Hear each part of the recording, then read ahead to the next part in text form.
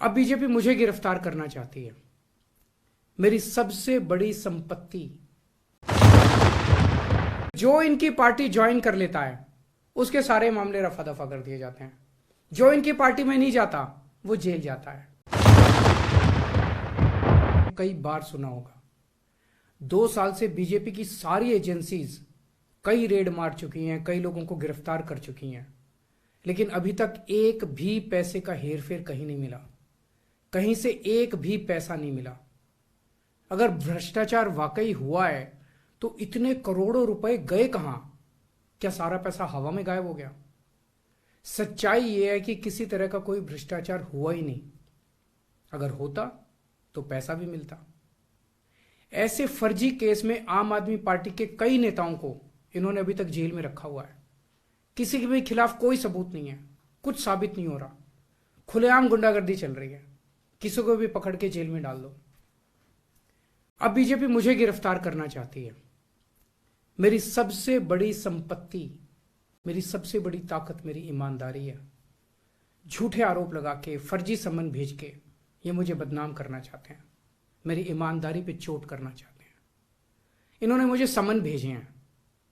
मेरे वकीलों ने मुझे बताया कि ये समन गैर कानूनी है। क्यों गैर कानूनी है? ये मैंने इनको विस्तार से लिख के भेजा है।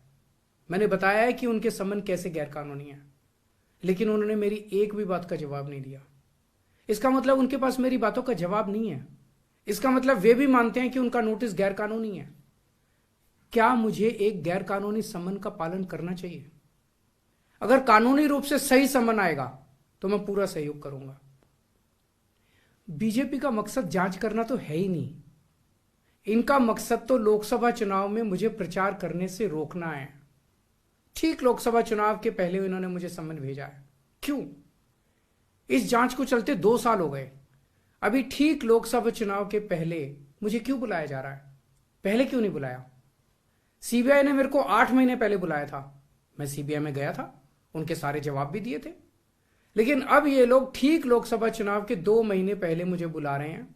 तो बीजेपी का मकसद कोई पूछताछ करना थोड़ी है। इनका मकसद है पूछताछ के बहाने केजरीवाल को बुला लो और उसे गिरफ्तार कर लो, ताकि मैं लोकसभा चुनाव में प्रचार ना कर पाऊं। आज बीजेपी भ्रष्टाचारियों को नहीं पकड़ रही, बल्कि खुलेआम ईडी और सीबीआई का इस्तेमाल करके दूसरी पार्टियों के नेताओं को तोड़ के बीजेपी में शामिल करवाने का काम किया जा रहा है। एक नहीं, 2 नहीं, कितने उदाहरण हैं जहां किसी पार्टी के नेता के खिलाफ ईडीआई सीबीआई के मामले चल रहे थे या उन पे गंभीर आरोप लगे हुए थे। जैसे ही वो नेता बीजेपी में शामिल हुए, उनके सारे पुराने मामले बंद कर दिए गए या ठंडे बस्ते में डाल दिए गए। तो जो इनकी पार्टी ज्वाइन कर लेता है उसके सारे मामले रफा दफा कर दिए जाते हैं। जो इनकी पार्टी में नहीं जाता वो जेल जाता है।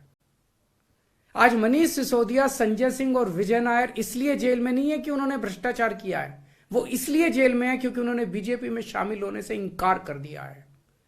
आज हम बीजेपी का मुकाबला क्यों कर पा रहे हैं? क्योंकि हमने कोई भ्रष्टाचार नहीं किया।